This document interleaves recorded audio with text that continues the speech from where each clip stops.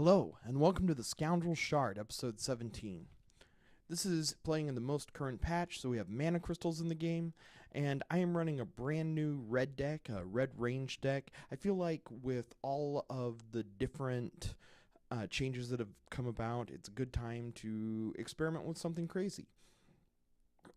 In this patch, I really feel like playing early 2-drops is highly rewarded. Much more so even than waiting a turn and playing like a 3-drop on turn 2. I also feel like the interaction with the mana crystals and Racy Recruiter makes for some very explosive turns, as we'll see.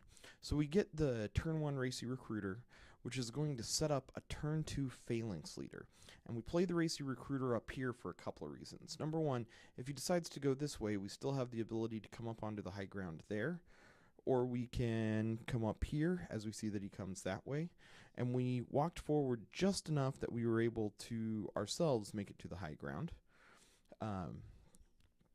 This allows us to set up this turn. Because of Racy Recruiter's ability, we get to play the Phalanx Leader turn 2 and do 4 damage just right off the bat. Now he could walk up and start doing damage to our Racy Recruiter, but if he did so, he would have to skip out on that mana crystal, and he decides not to do that. He wants the mana crystal so he can play this early rank breaker. But that means that we get to do 8 damage for free, and then we can just back off. One of the things about playing ranged decks is that you have to be okay with playing a more passive game. You want to set up situations where they have to trade heavily into your forces. And part of that is also building up a certain amount of ranged guys, because they're going to start trading them off for for their movement cards. You know, dancers, soul shifters. They're going to go to extreme measures. Armory Gunner especially is a super high value target, and we're in really strong shape here because we have the Phalanx Leader out. It gives us so much more utility. This is an interesting turn because we could walk back up and start pinging, but we have to respect that Moya Primal. Moya Primal is one of the strongest cards in the game, and its threat space is very misleading. Because it has the ability to grab any creature within range, including enemy creatures, like he can do something like play a creature here or play a creature there. If he plays one here, he could grab it, and his range before moving is down through here. After moving, it's all the way to there. So Moya Primal, whenever you see it played, you basically have to consider it as having access to the entirety of the map at all times. You see me spreading out a little bit here. I don't get the perfect setup here where I'm completely playing around splash. Again, yellow and orange, you always have to be concerned with splash out of nowhere. Moya Primal is a primal, so it could be targeted by Pack Awakener.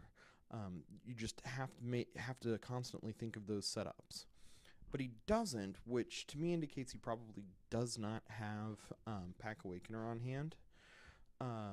And so I want to start pressing forward a little bit to do a little damage. I'm okay at this point trading the Racy Recruiter away.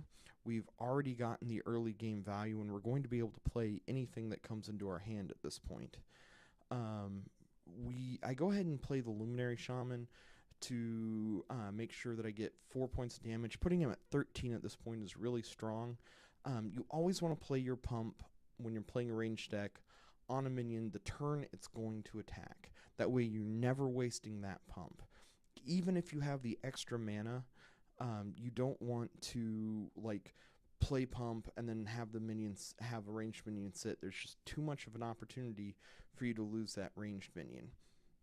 And really what I'm doing here is by making that minion come up, I'm allowing my Armory Gunner to start doing work. That means that we can start pumping up every spell in our hand, and we have the Requisitions Order in hand, so we can do a crazy turn here like Requisitions Order, use our hero power to get a gizmo, and then boost everything by 2. Now he plays the Grand Worm Primal, which in most situations would be super threatening. But we have literally no minions that have damage, and we haven't taken damage ourselves. So the Grandworm Primal doesn't threaten us in the least. Additionally, we're going to be able to completely remove this Blood Brother. We went ahead and we failed to do the complete turn. I think here because I wanted to get another ranged minion on the board in the case of him using movement spells to get rid of it. I felt like it was better to have that extra ranged ready. But we could have tapped and had an extra gizmo. With red, you want to be tapping as much as possible, and especially red with an armory gunner.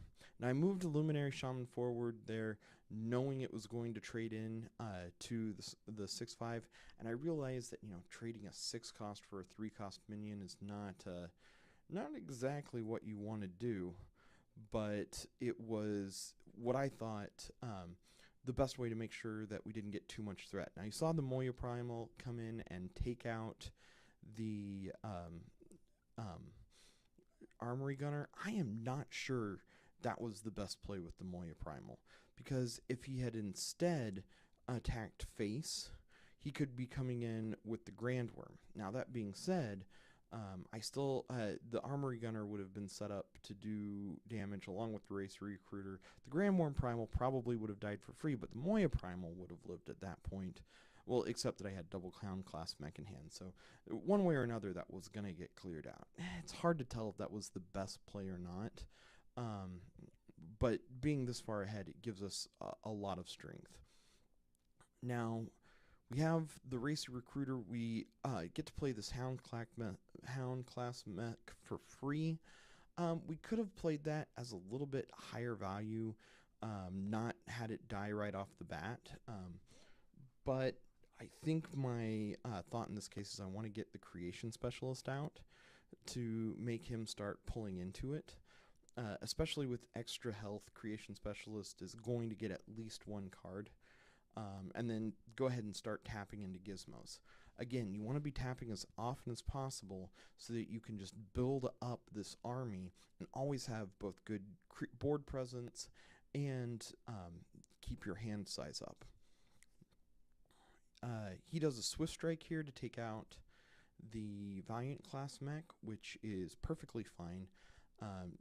2/2 Spirit Primals on the other side of the board don't bother us at all. We get the second Requisition Order. Go ahead and put extra health. Another Luminary Shaman, which is perfect because we have Racy Recruiter available. We're not going to use it yet. Again, we want to use it on the turn that we're going to deal damage with our ranged unit. And we have the Med Class tech, so we can again start building up more ranged minions to give us more options to use our pump abilities on. One of the synergies in the range deck is that the pump abilities can be used both on just generally good creatures like Valiant Class mech or like Outlaw, so that you can extend their damage, but also be used on your ranged minions so that you can trade more effectively. It just gives us a lot of utility across the board. Here, you can see that just the addition of that one Valiant Class mech up here has completely stymied the incoming push on that side, and this gives us another chance to rebuild the board. And from a board perspective, it looks like we're behind on board, but because we're running ranged minions and because we have so much in hand, we've been tapping effectively, we've been using Requisitions Order, we're not behind in any way, shape, or form. We're just allowed to set up again for the next wave that comes in. By playing an excess of ranged minions, it makes pushing in completely risky no matter when he does it. And during the times that he's not pushing, we can start building up our army. We go ahead and take out the Grandworm Primal just because we don't want something tricky to happen, like him being able to run forward with the Mind Thief and damage that, and then get to us, and then all of a sudden we're, dealing with a 6/5 in the base. We want to control the tempo that the enemies are coming in at, and we want to make sure that we are always playing to the point that we can be able to defend across the high ground. We go ahead and play the Medtech, which again gives us the second ranged. Again, the positioning could have been better here. I think we maybe overextended a little bit as far as not playing around Pack Awakener, but we're still in super solid shape. And here he comes up to try and start exerting pressure. He takes out the first minion, the first ranged minion with the Penumbra Assassin, is able to get the Racy Recruiter down to 1, but is not able to kill it. And that means that we can set up for a finishing turn here. We have the Reloading Exosuit out, which means that we can make our Racy Recruiter attack twice. And we have both Luminary Shaman and Duskbreaker, and we have Efficiency Expert. Now, it's Efficiency Expert is brilliant with Racy Recruiter because it basically extends another 1 extra point off of whatever we want to. So we put it onto the Luminary Shaman, so we get to play the Luminary Shaman for 4. That leaves us 5 mana up still.